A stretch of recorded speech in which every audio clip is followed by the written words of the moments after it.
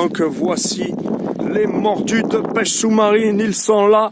Nous avons alors avec nous Kik et on a les deux tueurs, Christophe et Greg. Voilà, allez à plus tard. Première belle surprise pour Christophe qui, sur ce fond d'une douzaine de mètres, aura repéré depuis la surface cette très belle raie pastenague et qui se prêtera volontiers à nos différentes scènes de tournage.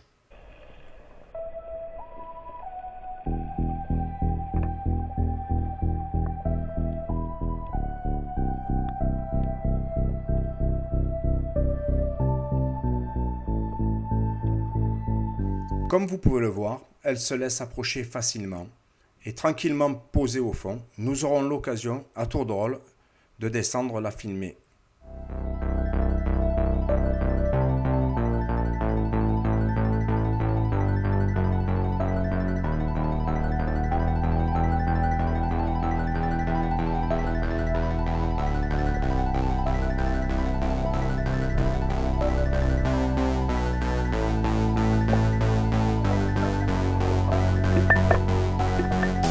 C'est à mon tour de descendre sur cette belle raie pastenague.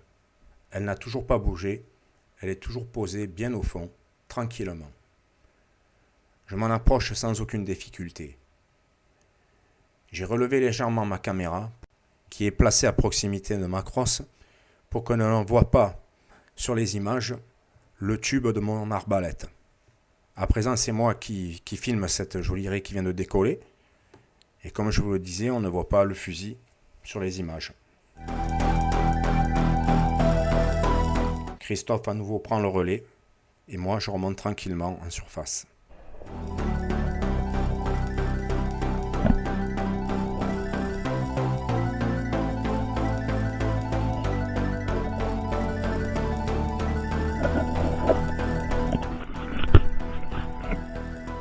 Elle est belle, ouais.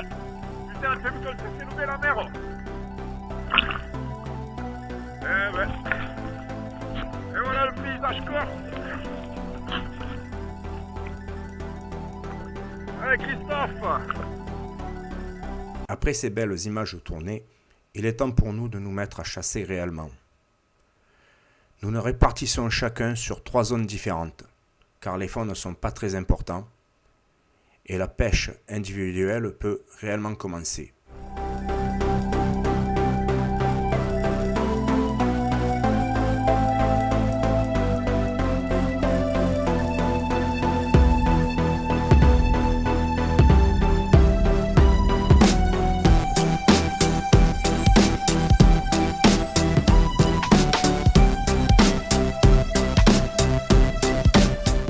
Christophe me racontera par la suite qu'une fois m'avoir laissé, il s'est retrouvé sur des fonds où il y avait beaucoup de poissons.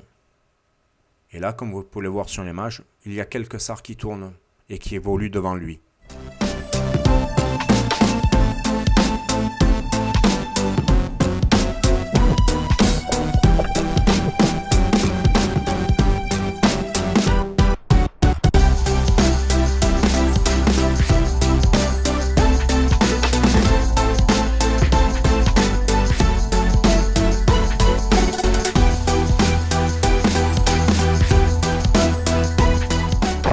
Comme vous allez le remarquer sur les différentes images que Christophe nous fournira, il a malheureusement un problème au niveau de la fixation de sa caméra sur son arbalète. Si bien que chaque fois qu'il déclenche un tir, la caméra a plutôt tendance à s'abaisser et on ne voit toujours pas très bien le poisson qu'il vient de prendre sur sa flèche.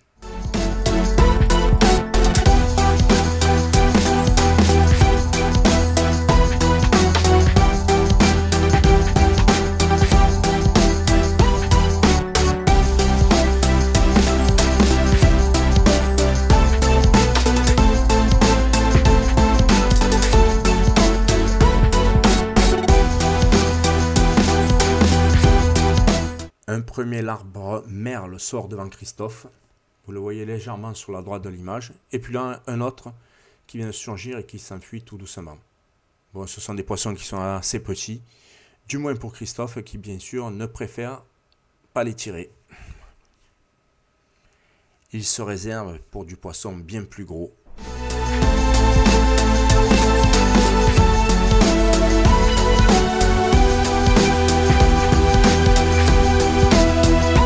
Du petit sard sous cette pierre.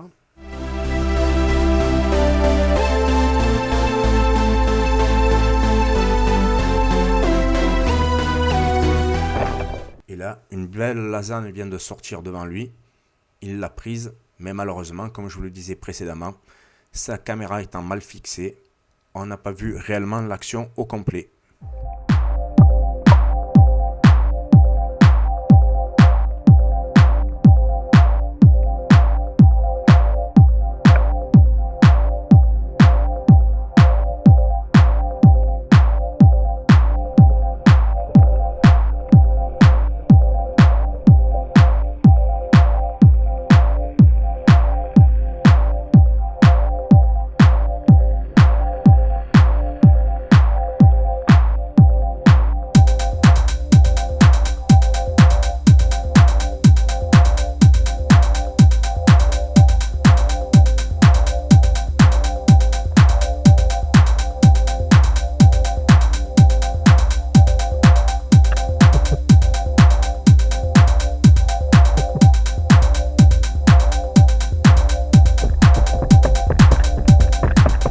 Ici, Christophe commence un agachon et fait un peu de bruit en tapotant la crosse de son arbalète contre les rochers. Et là, ce sont deux très jolis limons qui vont s'approcher de lui.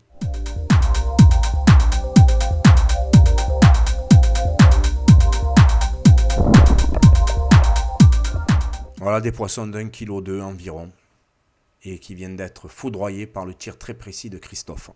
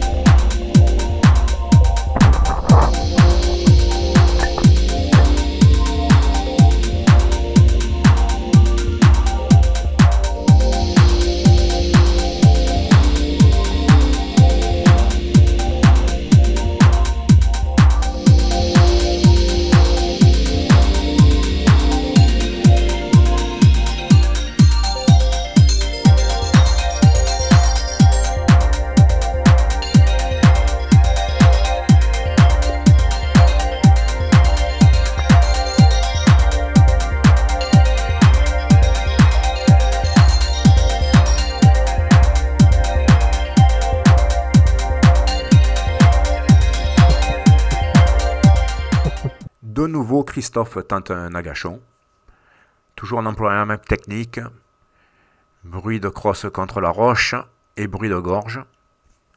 Et là, de nouveau, ce sont 5 limons qui s'approchent de lui. Malheureusement, il l'a laissé trop tourner, déclenche son tir un peu trop tard et finit par rater le poisson. Voici la pêche du jour de Christophe, donc un beau limon, une belle lasagne et un sard. À présent, on se retrouve avec Greg. Greg qui a décidé de pêcher plus en terre sur quelques jolies pierres. Et malheureusement, il n'aura pas déclenché sa caméra au début de l'action, mais ne l'aura déclenché qu'au moment où il extrait le sard de cette pierre. Comme vous avez pu le voir, il est très content.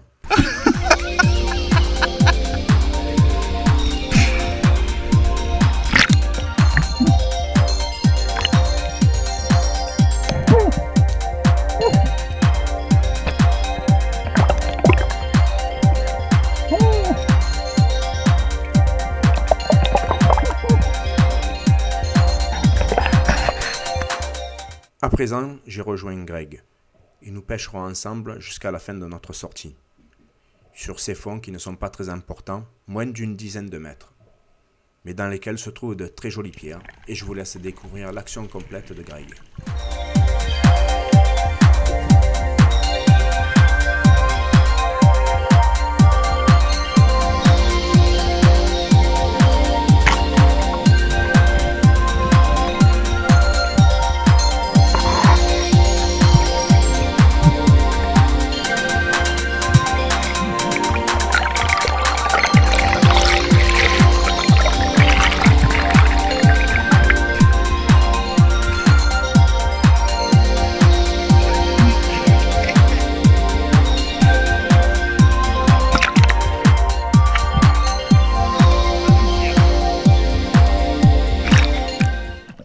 de Greg à présent de nous présenter sa pêche. 2 très jolis sards pris dans les pierres comme vous avez pu le voir.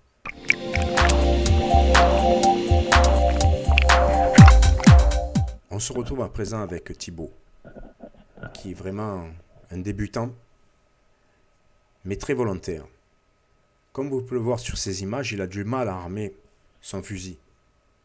Et pour cause, il a mis la flèche à l'envers.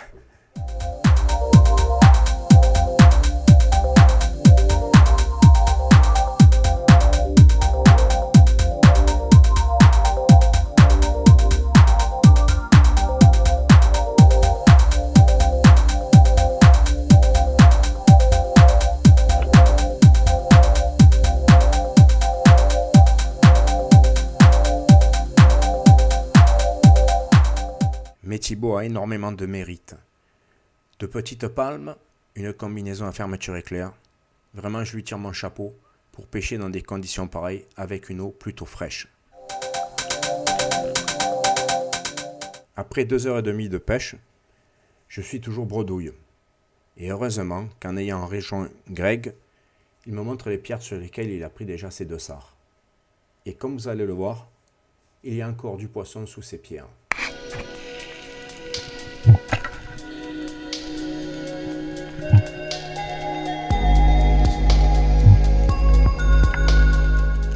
C'est à mon tour de prélever un joli poisson.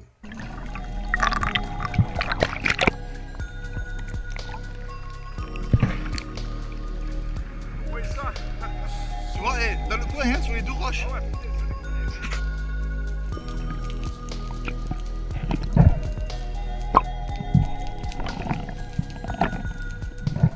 En procédant à cette nouvelle descente, et en regardant de l'autre côté de la pierre, je fais signe à Greg en remontant qu'il y a encore un poisson. Un très joli sard est encore dissimulé au fond de cette pierre. Ah, mais de l'autre côté, je ne le voyais pas. Mais justement, de ce côté, tu le vois, mais justement, il est de l'autre côté de la pierre. Ah, à côté, là où on regardait en premier. Il y a la pierre, elle est comme ça, il y a une petite faille qui est tout au fond, il est là dedans.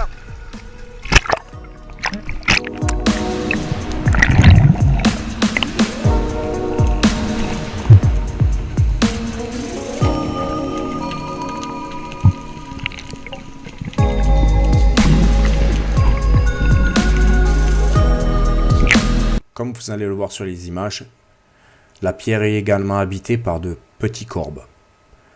Malheureusement, cette fois-ci, c'est la mère qui sortira victorieuse car elle aura gardé son poisson pour elle. À bientôt.